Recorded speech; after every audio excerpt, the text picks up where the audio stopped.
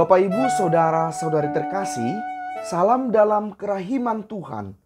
Yakinlah bahwa Yesus sangat mencintai saya, Anda, dan kita semua. Gereja kita menyebutkan ada berbagai cara atau ulah kesalehan yang bisa kita lakukan dalam rangka mengasihi saudara-saudari kita yang ada di purgatorium, jiwa-jiwa arwah yang sudah meninggal. Paling jelas adalah peringatan 2 November dengan beberapa ketentuan, yaitu merayakan misa, mengikuti novena, mengunjungi makam, melakukan amal kasih, dan akan memperoleh indulgensi penuh yang berguna bagi arwah saudara-saudari kita.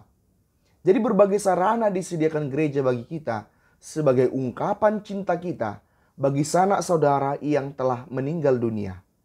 Nah, salah satu yang bisa kita lakukan adalah doa. Dan kali ini saya mengajak kita untuk melihat bahwa betapa doa rosario adalah salah satu doa yang sangat berguna bagi keselamatan arwah jiwa-jiwa yang berada dalam proses purgatorium. Bukan berarti bahwa doa-doa lain seolah-olah di bawah kualitasnya dengan doa rosario. Melainkan di sini saya akan menunjukkan kepada kita bahwa ada kekhasan tertentu dalam doa rosario yang sangat terkait dengan pertolongan bagi jiwa-jiwa di purgatorium. Berikut 8 alasan mengapa doa rosario sangat berguna bagi jiwa-jiwa dalam api penyucian. Alasan pertama ialah bahwa setiap kali berdoa rosario, kita memulai dengan tanda salib. Dan pusat dari biji-biji rosario itu sendiri adalah salib Yesus. Salib Yesus pada rosario mestinya mengingatkan kita dan membawa kita pada keyakinan bahwa pengorbanan Yesus, khususnya darah dan air yang telah memancar dari lambung Yesus, kiranya menjadi sumber kesegaran bagi saudara-saudari kita yang berada dalam proses purgatorium. Maka jika kita berdoa rosario dengan intensi bagi keselamatan jiwa sanak saudara kita yang berada dalam purgatorium, jangan lewatkan momen memandang salib Yesus pada rosario kita masing-masing, memohonkan kesegaran bagi sanak saudara kita yang telah meninggal dunia, yaitu dari sumber salib Yesus. Alasan kedua ialah kita selalu memulai doa rosario dengan pernyataan iman, aku percaya, syahadat para rasul. Dalam setiap doa rosario, kita selalu menyampaikan pernyataan iman kita. Dan dalam pernyataan iman itu, kalau kita hayati dan kita imani dengan sungguh, membawa kita pada pengalaman iman bahwa Yesus turun ke tempat penantian, menghampiri mereka jiwa-jiwa di api penyucian. Dalam pernyataan iman itu juga dinyatakan perihal persekutuan para kudus, pengampunan dosa, dan kebangkitan badan. Ini sangat terkait dengan intensi kita bagi keselamatan jiwa-jiwa dalam api penyucian. Persekutuan para kudus kita yakini akan membantu jiwa-jiwa sanak saudara kita dalam purgatorium. Dan kita tahu Bunda Maria adalah ratu persekutuan para kudus itu. Karena itu dengan doa rosario kita sedang memohon pertolongan para kudus dengan Maria sebagai ratunya untuk berdoa bagi sanak saudari kita. Dan kita berharap pada waktunya sanak saudari kita pun akan menyelesaikan proses purgatorium itu sehingga kemudian bergabung dengan para kudus. Kita memohon pengampunan bagi mereka dan akhirnya kita meyakini mereka yang kita doakan itu juga akan mengalami kebangkitan badan. Syahadat para rasul yang kita ucapkan setiap doa rosario menghantar kita pada iman yang sangat terkait dengan keselamatan bagi jiwa-jiwa di api penyucian. Alasan ketiga ialah kita memanjatkan doa Bapa kami secara berulang dalam setiap doa rosario. Setiap kali kita mengucapkan doa Bapa kami dalam doa rosario, kita memohon hal-hal yang terkait pula dengan sanak saudari kita yang berada dalam purgatorium. Yaitu ketika kita memohon, ampunilah kesalahan kami.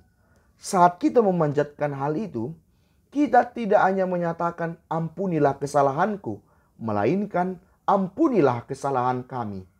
Kami adalah seluruh gereja yaitu kita dan seluruh umat Allah, baik yang berada di dunia maupun yang dalam proses purgatorium.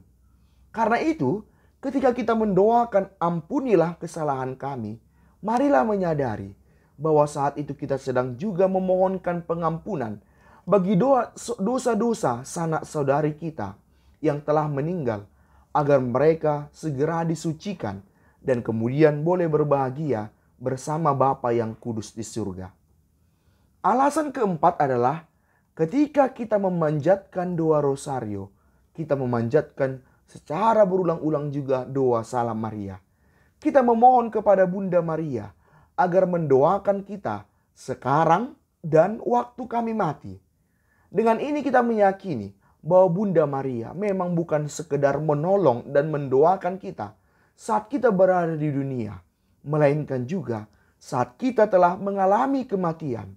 Dan sama seperti dalam doa Bapa kami, kita memohonkan hal itu terjadi bagi kami, bukan bagi diriku semata. Karena itu, sadarilah saat kita memohonkan kepada Bunda Maria agar mendoakan kami sekarang dan waktu kami mati, itu artinya kita sedang memohonkan doa Bunda Maria juga bagi sanak saudari kita yang telah meninggal. Alasan kelima, rosario menyediakan misteri-misteri yang sangat terkait dengan jiwa-jiwa di purgatorium, khususnya misteri sedih dan mulia. Semua misteri dalam rosario memang membantu kita dalam berdoa bagi jiwa-jiwa di purgatorium. Tetapi lebih lagi, misteri mulia dan misteri sedih sangat terkait dengan mereka yang berada dalam purgatorium. Misteri mulia mengisahkan kisah Paskah, kebangkitan Tuhan. Karena itu, ketika kita mendoakan misteri ini, kita juga memohonkan agar bersama Tuhan yang bangkit dan Bunda Maria yang sudah diangkat dan dimuliakan di surga, sanak saudara kita pun boleh segera mengalami kebahagiaan karena kebangkitan Tuhan. Peristiwa sedih juga membantu kita menyadari bahwa sengsara dan wafat Tuhan, khususnya momen di saat lambung Yesus ditombak dan kemudian memancarkan darah dan air, adalah momen kerahiman Tuhan yang kita yakini sebagai sumber keselamatan bagi sanak saudari kita yang telah meninggal dunia. Misteri Paskah dan misteri sedih juga sangat berguna bagi kita yang mendoakannya, agar kita tidak lagi larut dalam kesedihan karena mengenang ditinggalkan sanak saudara kita yang telah meninggal. Melainkan dengan merenungkan kedua misteri ini, kita dihibur karena keyakinan bahwa sengsara wafat Tuhan membawa keselamatan bagi sanak saudari kita yang telah meninggal. Dan karena kebangkitan Tuhan, maka sanak saudara kita pun memiliki harapan berbahagia untuk dibangkitkan. Mereka tidak berhenti hanya pada kematian. Alasan keenam, adanya doa Fatima dalam setiap doa rosario. Dalam penampakan Bunda Maria di Fatima pada 13 Juli 1917, Bunda Maria meminta agar kita berdoa rosario supaya jiwa-jiwa terbebas dari api neraka.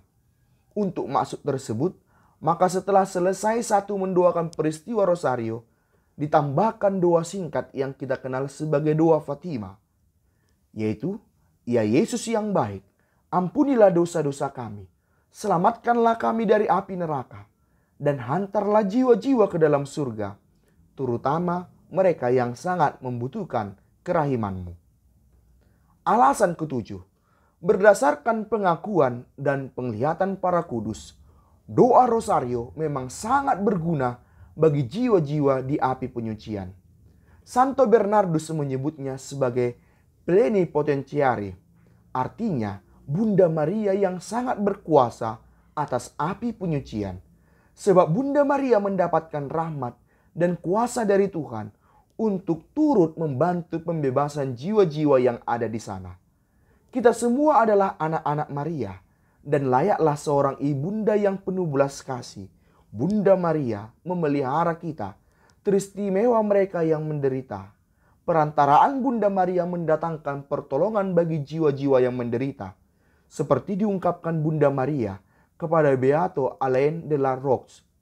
Akulah bunda dari jiwa-jiwa di api penyucian, dan setiap doa yang ditujukan kepadaku meringankan penderitaan anak-anakku. Santo Pompilo Pirotti memiliki devosi mendalam bagi jiwa-jiwa yang menderita.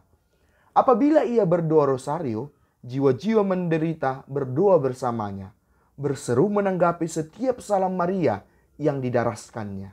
Jiwa-jiwa di api penyucian menjadi tenang dan penuh sukacita saat rosario didaraskan. Santo Louis de Montfort dalam bukunya Rahasia Rosario menuliskan kisah tentang seorang wanita yang dibebaskan dari api penyucian. Seorang wanita muda dari kalangan bangsawan bernama Alexandra dipertobatkan oleh Santo Dominikus dan bergabung dalam persekutuan doa rosario. Ketika Alexandra meninggal dunia, ia menampakkan diri kepada Santo Dominikus dan mengatakan kepadanya bahwa ia harus tinggal sekian lamanya di api penyucian guna memurnikan jiwanya oleh karena dosa-dosanya yang begitu banyak semasa hidupnya, dan juga karena ia menyebabkan banyak orang berbuat dosa dengan teladan hidupnya yang buruk. Karena itu ia memohon pada Santo Dominikus dan pada para anggota persekutuan doa rosario agar berdoa bagi keselamatan jiwanya. Tentu saja Santo Dominikus memenuhi permintaannya dan kemudian berdoa bersama para pendoa rosario lainnya. 2 minggu kemudian, Alexandra menampakkan diri kembali kepada Santo Dominikus. Kali ini ia penuh kemuliaan surgawi. Ia memberitahukan bahwa dengan perantaraan doa rosario, ia telah dibebaskan dari api penyucian. Ia juga mengatakan kepada Santo Dominikus bahwa jiwa-jiwa menderita di api penyucian mohon padanya untuk terus menyampaikan khotbah tentang rosario dan minta pada sanak saudara mereka untuk mendoakan mereka melalui doa rosario. Jiwa-jiwa malang itu akan membalas jasa mereka yang telah menolong dengan doa rosario apabila jiwa-jiwa itu telah berada di surga. Santo Alfonsus Liguori mengatakan, berdoa rosario adalah cara yang baik untuk menghibur jiwa-jiwa di api penyucian. Maria Bunda Allah dan Bunda Gereja datang ke api penyucian untuk membebaskan jiwa-jiwa. Bahkan jiwa-jiwa tersebut memanggil Bunda Maria dengan sebutan Bunda Kerahiman. Bunda Maria sendiri pernah berpesan pada Beato Alain de la Roche, akulah bunda dari jiwa-jiwa di api penyucian, dan setiap doa yang ditujukan kepadaku akan meringankan penderitaan anak-anakku. Santa Faustina, Rasul Kerahiman Ilahi, juga pernah mengalami pendampakan di mana ia melihat bahwa Bunda Maria mengunjungi jiwa-jiwa di api penyucian, dan hal itu membawa kesegaran yang luar biasa bagi jiwa-jiwa itu. Karena itu, jiwa-jiwa di api penyucian menyebut Bunda Maria sebagai bintang laut. Alasan ke-8 ialah bahwa Bunda Maria adalah Bunda Gereja. Kita ingat bahwa momen Yesus menyerahkan Bunda Maria kepada murid terkasih saat disalib adalah momen di mana Bunda Maria menjadi Bunda Gereja. Gereja itu sendiri terdiri dari 3 bagian, yaitu pertama gereja yang berziarah di dunia, gereja yang berbahagia di surga, dan juga gereja yang menderita di api penyucian. Karena itulah Bunda Maria sebagai Bunda Maria, gereja, tidak akan membiarkan gereja yang menderita di api penyucian tanpa pertolongannya. Doa rosario kita memohonkan doa-doa Bunda Maria, yaitu Bunda Gereja juga bagi jiwa-jiwa di api penyucian. Demikianlah Bapak Ibu Saudara-saudari terkasih, kita melihat bahwa ada setidaknya 8 alasan mengapa doa rosario lewat Bunda Maria sangat berguna bagi keselamatan jiwa-jiwa sanak saudari kita yang telah meninggal, yaitu mereka yang berada dalam api penyucian.